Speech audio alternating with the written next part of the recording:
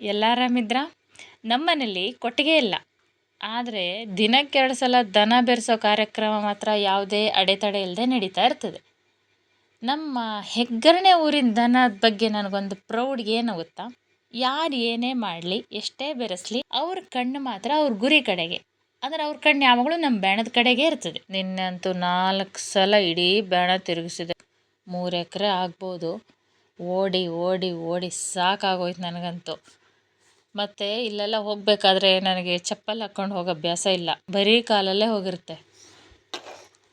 ಆ ದನ ಬಂದಿದ್ದರಿಂದ ಆಗಿದ್ದು ಒಂದೇ ಒಂದು ಪ್ರಯೋಜನ ಅಂದರೆ, ನಾನು ಅದನ್ನು ಬೆರೆಸ್ಲಿಕ್ಕೆ ಹೋದಾಗ ನನ್ನ ಕಾಲಿಗೆ ನಾಚಿಕೆ ಮುಳು ಕಪ್ಪಿತು. ನಿದ್ದೆ ಇಲ್ಲದೆ ಕೈ ಕಾಲು ಪಾದ ಎಲ್ಲ ಉರಿತಾ ಇತ್ತು. ಸುಮಾರಿನ ತಂಪೆಲ್ಲ ತಾಗೋ ಥರನೇ ಇರಲಿಲ್ಲ.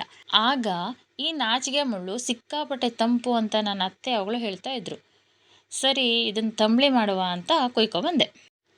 ನಾನು ತಂಬಳಿ ಗೊಜ್ಜು ಇದಕ್ಕೆಲ್ಲ ಏನಾದ್ರು ಸೊಪ್ಪು ಕೊಯ್ಕೊಂಬಂದೆ ಅಂದರೆ ಬರೀ ಎಲೆ ಮಾತ್ರ ಅಲ್ಲ, ಅದ್ರ ಬೇರು, ಕಾಂಡ, ಎಲೆ, ಹೂವು ಎಲ್ಲದೂ ಕೊಯ್ಕೊಂಬಂದು ಎಲ್ಲದೂ ಹಾಕ್ತೇನೆ. ಇದು ಅಷ್ಟೇ, 1-2-3 ಗಿಡನ ಬೇರು ಸಮೇತ ಕಿತ್ಕೊಂಡು ಬಂದೆ. ಕೈಗೆಲ್ಲ 1-2 ಮುಳ್ಳು ಚುಚ್ಕೊಂಡ್ತು, ಚುಚ್ಚಲಿ, ಏನಾಗುತ್ತೆ. ಈ ತಂದಿದ್ದ ನಾಚಿಕೆ ಮುಳ್ಳಿನ ಗಿಡನ ಸಣ್ಣಕ್ಕೆ ಕೊಚ್ಚಿ ಒಂದು ಬಂಡೆಗೆ ಹಾಕಿ ಕೊಬ್ಬರಿ ಎಣ್ಣೆ ಹಾಕಿ ಸ್ವಲ್ಪ ಬಾಡಿಸ್ಕೊಂಡೆ.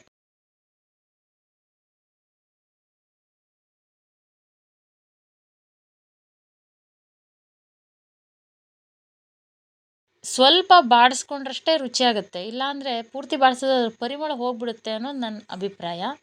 ನನಗೆ ಗೊತ್ತಿಲ್ಲ ನೀವು ಹೇಗೆ ಮಾಡ್ತೀರಿ ಅಂತ.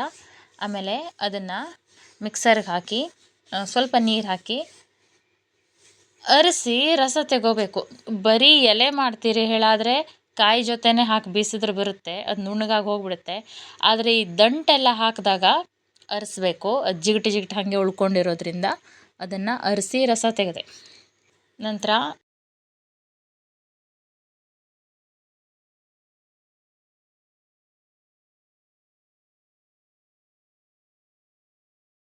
ಎರ್ಸಿದ್ದಕ್ಕೆ ಒಂದು ಹುಟ್ಟಾಗುವಷ್ಟು ಮಜ್ಜಿಗೆ ಹಾಕಬೇಕು. ಕಡೆಗೆ ಮಿಕ್ಸಿ ಜಾರಿಗೆ ಕಾಯಿಸುಳಿ, ಜೀರಿಗೆ, ಉಪ್ಪು ಮತ್ತು ಅಂತ ಅಂತಾರೆ ಅದಕ್ಕೆ ಎಳ್ಳು, ಬಿಳಿ ಎಳ್ಳು ಹಾಕಿ ನುಣ್ಣಗೆ ಬೀಸಿ ಅರ್ಸ್ಕೊಂಡಿರೋ ರಸಕ್ಕೆ ಮಿಕ್ಸ್ ಮಾಡಬೇಕು.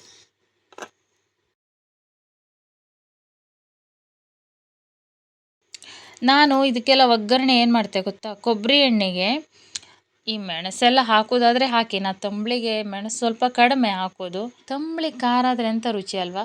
ಅದಕ್ಕಾಗಿ ಕೊಬ್ಬರಿ ಎಣ್ಣೆ, ಆಮೇಲೆ ಕೊಬ್ಬರಿ ಎಣ್ಣೆ, ಹಸಿಮೆಣಸಿನ ಪುಡಿ ಇರುತ್ತಲ್ಲ ಅದು, ಸೂಜಿ ಮೆಣಸಿನ ಪುಡಿ ಹಾಕಿದ್ದೀನಿ.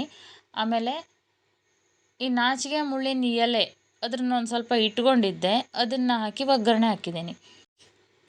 ನಾವು ಯಾವ ವಸ್ತುವಿನಿಂದ ಅಡುಗೆ ಮಾಡ್ತೀವೋ ಅದನ್ನ ಒಗ್ಗರಣೆಗೂ ಹಾಕಿದ್ರೆ ಅದ್ರ ಪರಿಮಳ ಇನ್ನೂ ಜಾಸ್ತಿ ಎದ್ದು ಬರುತ್ತೆ. ಇದು ನಾನು ಕಂಡುಕೊಂಡಿದ್ದು. ಮಾಡಲೇಬೇಕೇನಿಲ್ಲ, ನೀವು ಸಾಸಿವೆ ಜೀರಿಗೆ ಏನಾರು ಹಾಕಿ ಒಗ್ಗರಣೆ ಕೊಟ್ಕೊಬೋದು. ಆಮೇಲೆ ಇದೆಲ್ಲ ಮಾಡಾದಮೇಲೆ ಊಟ ಮಾಡೋಕ್ಕೆ ಟೈಮ್ ಇರಲಿಲ್ಲ, ಕ್ಲಾಸಿಗೆ ಲೇಟಾಗಿತ್ತು. ಆ ತಂಬಳಿನ ಹಾಗೆ ಕುಡ್ಕೊಂಡು ಕ್ಲಾಸಿಗೆ ಹೋದೆ. ಮತ್ತೆ ಸಿಗುವ, ಬನ್ನಿ, ಬರುವಾಗ ನಾಚಿಕೆ ಮುಳ್ಳು ಹಿಡ್ಕೊಂಡು ಬನ್ನಿ, ತಂಬಳಿ ಮಾಡುವ. ಇನ್ನೊಂದು ಗೊಜ್ಜು ಮಾಡ್ಲಿಕ್ಕೆ ಬರ್ತದೆ, ತೋರಿಸ್ದೆ ಹೇಗೆ ಅಂತ.